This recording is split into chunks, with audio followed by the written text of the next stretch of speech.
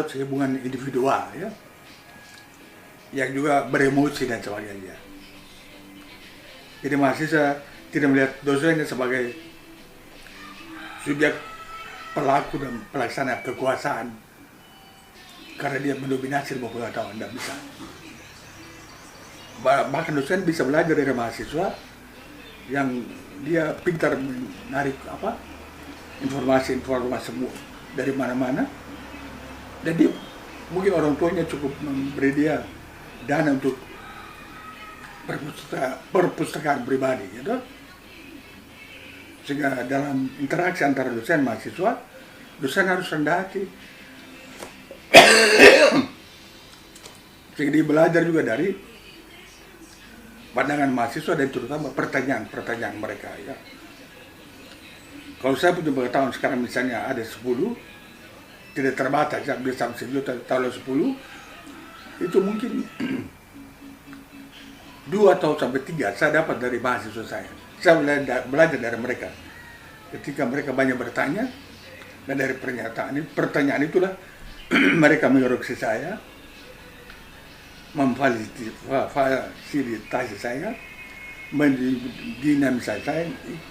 mendinamisasi saya, sehingga saya terpojok untuk akhirnya bertemu dengan ketidaktahuan. Ya? Dari pertanyaan, itu yang saya tidak tahu. Walaupun sebagai dosen kan kita ada album macam-macam jawaban terhadap pertanyaan. Tapi saya kalau menjawab sesuatu, saya biasa katakan, ini pertanyaan digantung, bagus sekali. Saya baru jawab itu tapi tentatif ya. Nanti Anda cari orang lain yang mungkin banyak tahu tentang jawaban ini. Supaya kalau kita bertemu, dia bisa sampaikan. Saya juga akan gali perpustakaan untuk menjawab pertanyaan. Kadang-kadang saya pura-pura tidak bisa menjawab pertanyaan kalau terlalu sulit, karena saya bisa.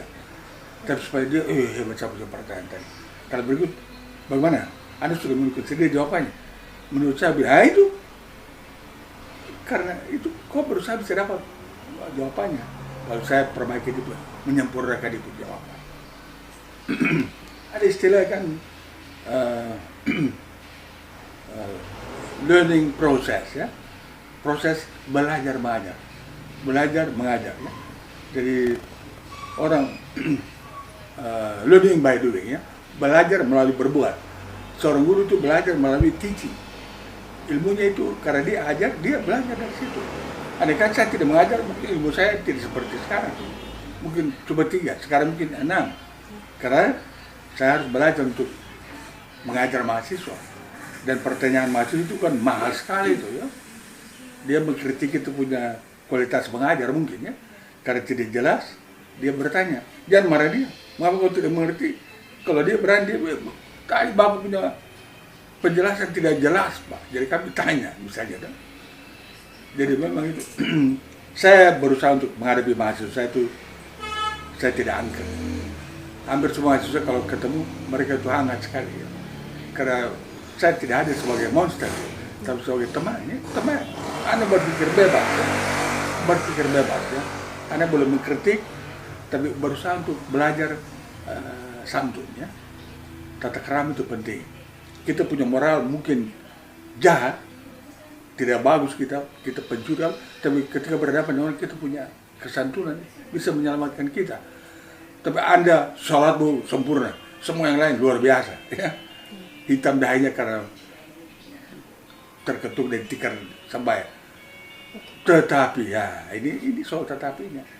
Tidak santun. Ya. Dia batuk ke muka orang. Ya. Dia kalau tertawa sampai langit-langitnya kelihatan. Ya. Dia kalau marah, disitulah kesantunannya, walaupun itu tidak termasuk dosa. Tapi itulah pakaian yang dia bawa kemana-mana. Moralnya tidak jelas, tapi kesantunan jelas. Ya itu tadi yang saya bilang, teknologi peranti kerasnya bagus sekali, tapi yang dia sebarkan nilai-nilai yang anti kultural, yang tidak berbudaya. Ya.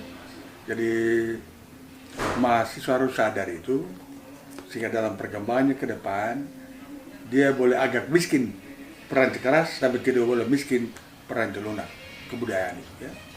Harus